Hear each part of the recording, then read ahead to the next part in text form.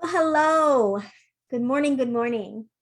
So, have you heard how critical it is to be a good decision maker? And even better, how to be an advanced decision maker to uplevel your life. So today I tell a story about a client who is undergoing lung cancer, and her belief in decision making as to what the end result of her illness um, can really affect the way she will recover. So um, I urge you to stay tuned as I tell this story and how it develops.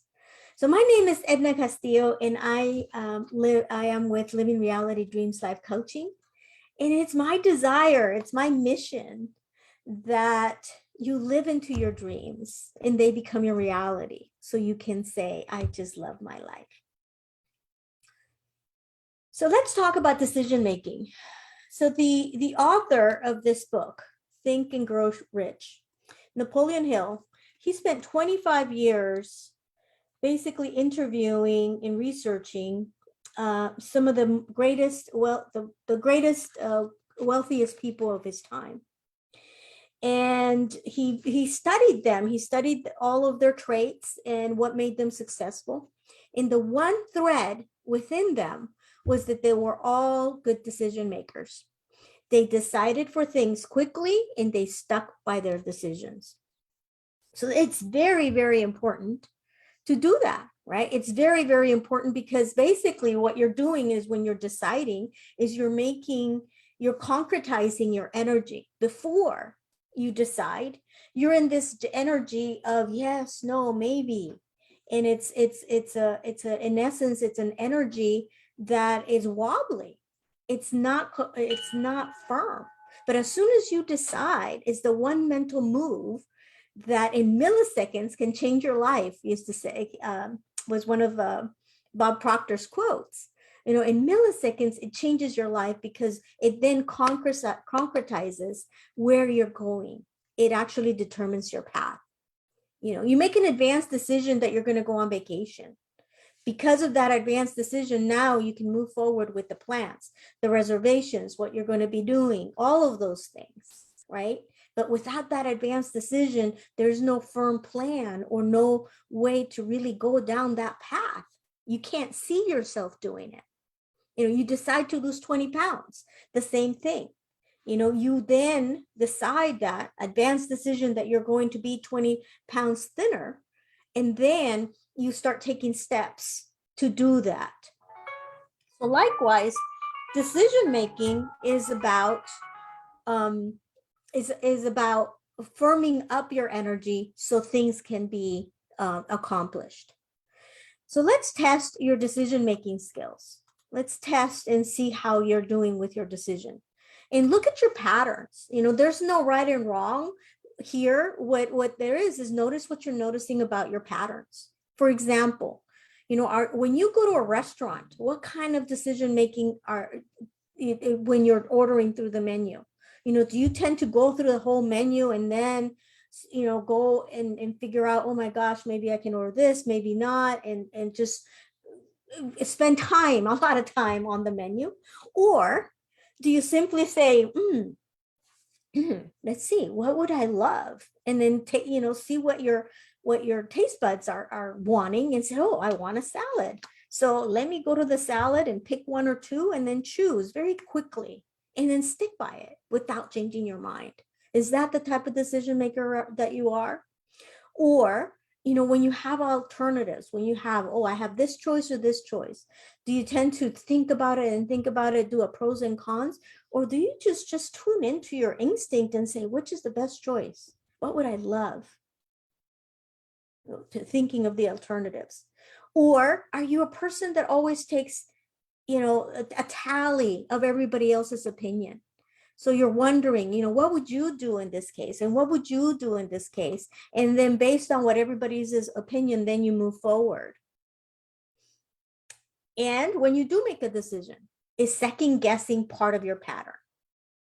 So those are all, when you discover the type of decision maker that you are, then that's when you can start repatterning the way you're thinking. You can start repatterning the way you're doing your decision making. Decision making is about cutting away parts of yourself, the parts that do not um, basically they don't serve you anymore. So I have a story about a client of mine who is navigating lung cancer right now. She has a lung cancer diagnosis, and she's actually outlived her prognosis. She was given 6 months to live. It's now 3 years. And when I was talking to her, it was very curious because, when I'm talking to my clients, I really listen as to what their beliefs are, right? And because part of how you can transform your life is actually transforming your beliefs, because your beliefs are what keeps you stuck. Those are the paradigms that are holding us back from really becoming the person that we can become. And so when she's telling me her story, there's a part of her that says, yeah, I've outlived the prognosis and now it's 2 years down the line, but it is stage 4, so I'll never be able to be okay. Cancer will always be part of my life. That's a statement that she made, and I was very curious and coached her into really thinking about if that's really what she wanted to think, because we can only do, or our subconscious mind would only help us do what we believe we can, right? So because she had stage 4 cancer, she believes that you can't beat it. She believes that cancer has won. So despite the fact that she's already had 3 years of more life than what was expected, she still believes that cancer will end her life. So I told her a few circumstances, not circumstances. I told her a few stories about people that have transformed their life in a way that, not believing the prognosis completely. And one of them is a coach that I know that has now, she's on remission after being on stage 4 cancer for her kidneys. So there are those cases, right? But part of it is wanting to believe that you can outperform the illness. And once I gave her that opportunity to really see that it is possible, then she can then have an advanced decision that says, you know what, I can beat this thing, despite of the fact that these circumstances say that it's stage 4 and it's all over my body. I can still, beat this illness. And it's the attitude of her knowing that there's an end result at the very end. That advanced decision that she's going to beat it, that advanced decision that she sees herself in the vision of, living her life 20 years from now or 30 years from now, and not having that thought of, well, I am little by little beating it, and I'm asking God for another year and another year. Why not go all the way and really, really, get into the mindset that you will outlive this illness. This illness will be no longer part of you. So that is advanced decision making, that despite the circumstances that you may be facing, you decide to face them in a different way. You see that there's a more potential than what the circumstances may be saying.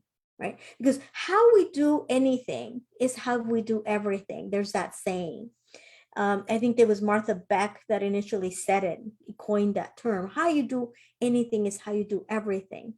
So when you are not deciding,